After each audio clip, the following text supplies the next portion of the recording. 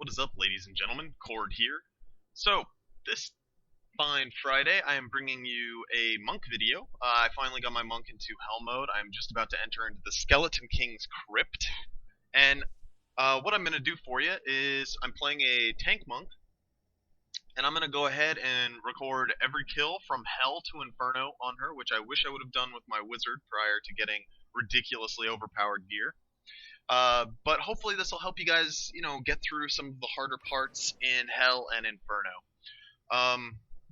I'll go over my skills a little bit. Remember, if we go into Escape, Options, Gameplay, on this interface side, we need to go into Elective Mode. This is a must for Hell. You have to have it activated. It allows you to move your abilities around, and you're not necessarily locked to one skill per one slot kind of thing that Blizzard wants you to run. Go ahead and hit that accept button when you click that, and we're going to go into my skills. So, I'm running Crippling Wave with the increased damage to weapons since that is my only attack. I've got Cyclone Strike with the 20% chance to dodge after I use the ability for 3 seconds. I've got Seven-Sided Strike with the stun attached to it. I have Breath of Heaven with the increased damage for 45 seconds. I have Serenity, which didn't want to load up there, which absorbs all damage for 3 seconds and heals me. I have the Mantra of Evasion with the armor attached to it. I'm running Fleet of Foot just because at this point in Hell I'm not struggling and I like to move a little faster through the axe. I'm using Seize the Initiative, which increases my armor by 100% of my dexterity, so I think I'm getting 700-ish armor out of this right now. And I'm using One with Everything. This is a must stat if you are a tank monk.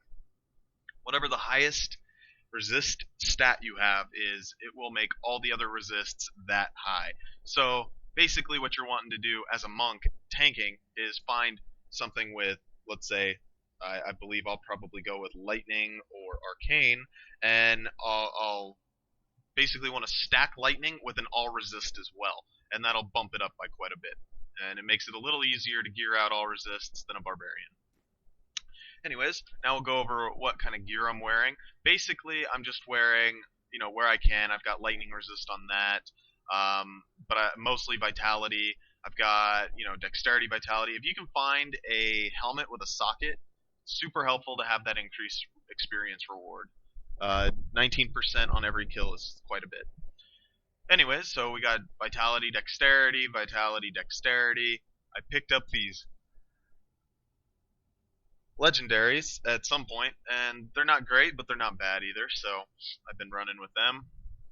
Dexterity, vitality, dexterity, vitality, dexterity, vitality. This weapon I happen to have drop for me somewhere in this act, I believe. And once again, going back, dexterity and vitality, and we've got vitality and all resists. So, that's kind of a rundown of what I'm using. Let's go ahead and get in here and fight this guy for the bajillionth time on a different tune. I will never defeat him. Alright, so from what I can tell about the monk after playing it through Nightmare and part of Hell now, is it is almost completely all about rotating your cooldowns correctly in order to survive. I mean, the monk is going to do a fair amount of damage just because dexterity is a very important stat to them for dodge, so your damage is always going to be going up, which makes it a little easier than a barbarian in order to pump out the DPS. Let's let him do his little animation thing. While he's doing that, I want to inform you guys to subscribe to the channel. I am running a bunch of different characters. I'm trying to get episodes of my Demon Hunter up. Right now YouTube is being grumpy with me. I am running a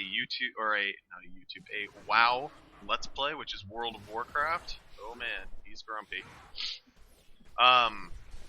So if you guys are interested in any other games, make sure you're checking it out. I am going to be playing quite a few others. I may even go into some use map settings games on StarCraft to show you guys some fun ways to play that game as well. Make sure you guys are leaving comments. I do try to respond to them as soon as I can. If you have questions, if you want to see something on a game or anything else, you just have to let me know, and I can try to either repeat the kill or get it recorded for you and post it up.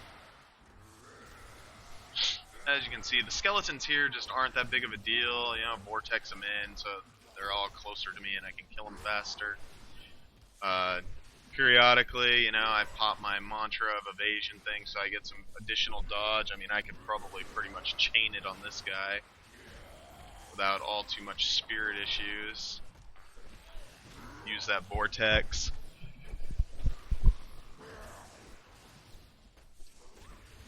But as you can see, the tanking classes are not the most exciting of classes when you're killing something, but on the flip side to that, they definitely aren't near as difficult as, let's say, my wizard was when I was fighting this guy.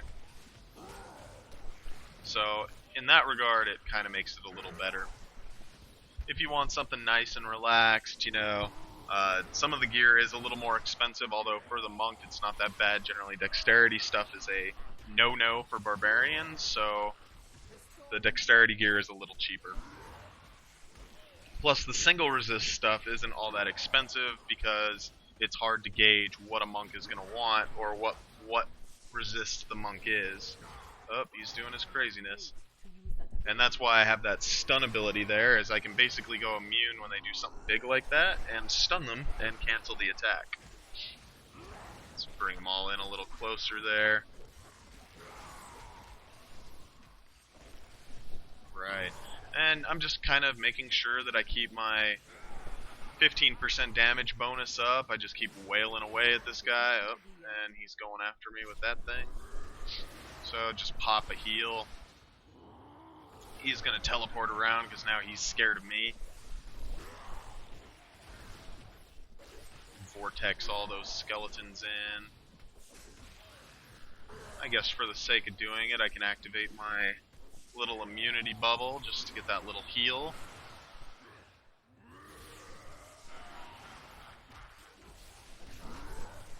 This is a huge change from my wizard, let me tell you guys. I mean, I feel like I am hardly doing anything, to be honest, although the easy factor is kind of nice. It's a good break periodically. As you can see, I knew he was about to do that, so I popped my 7-sided strike. Just go back to wailing away at him. Bring all these skeletons in closer. This build is also pretty good if you're leveling with someone else. The vortex ability is very helpful for them. Alright, there we go. Got the Skeleton King down. Dropped a little bit of gear here. Nothing all too great, but maybe an upgrade if you weren't lucky with the weapon like I was. Anyways, guys, don't forget to subscribe to the channel and check out all the things that I'll be doing. Whether it's the Diablo 3 series of characters, I will be breaking into hardcore pretty soon here.